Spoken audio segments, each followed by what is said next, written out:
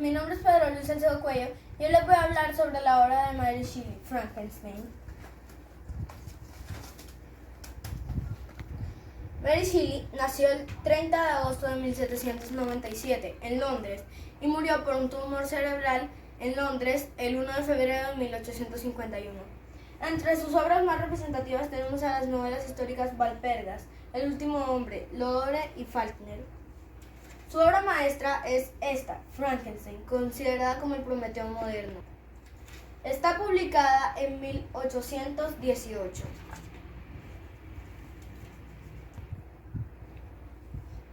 Entre los géneros está comprendido el gótico y la ciencia ficción, y también es considerado el primer libro de ciencia ficción.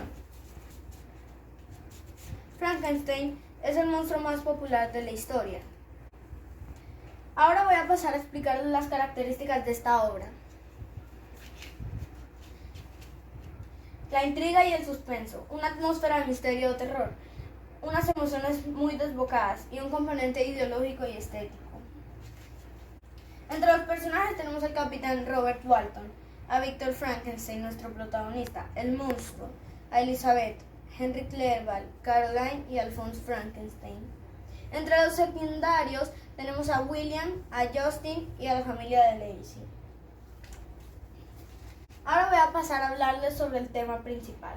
En esta novela el tema principal es la obsesión del ser humano por pasar los límites de la ciencia y los peligros que pasan cuando sobrepasan los límites de la moral.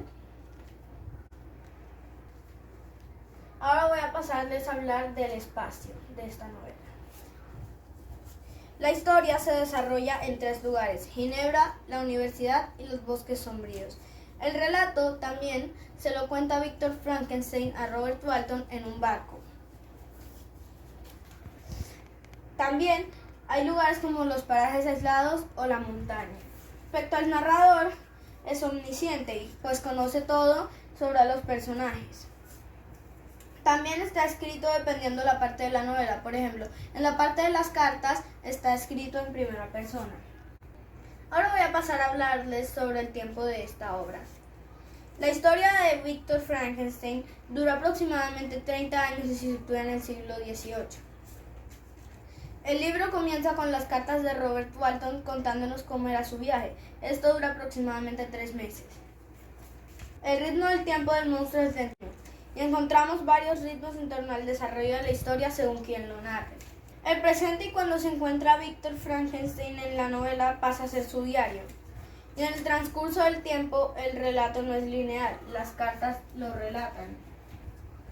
Ahora les voy a hablar de quién era Victor y quién era Frankenstein.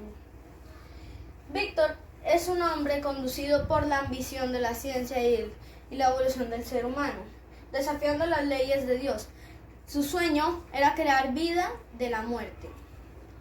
Ahora, sobre Frankenstein, este monstruo es un ser creado a partir de materia inerte, al que logra Victor traer a la vida, en su afán de desafiar la ciencia y la anatomía.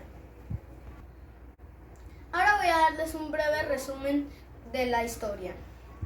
Todo comienza cuando Victor Frankenstein, un joven que siempre ha sido conducido por la ambición de crear vida a partir de materia inerte, comienza a crear un monstruo, el cual comienza a crear su proyecto y a crearlo, y cuando termina de crear su proyecto se queda horripilado porque su monstruo es, por decirlo así, feo.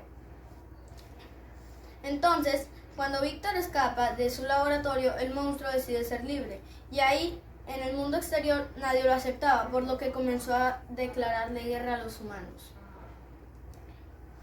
Después, como el monstruo quería su bienestar, fue a buscar a Victor y le pidió su bienestar, por lo que quería un compañero.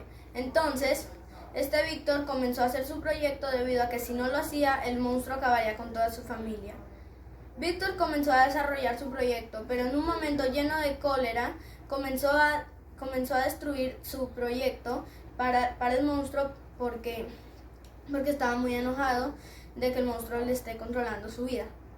Entonces el monstruo se da cuenta de esto y comienza a acabar con la familia de Victor, hasta acabar con su propia vida. Y ahí es cuando el monstruo se da cuenta de que hizo algo malo y entonces él también decide acabar con su propia vida.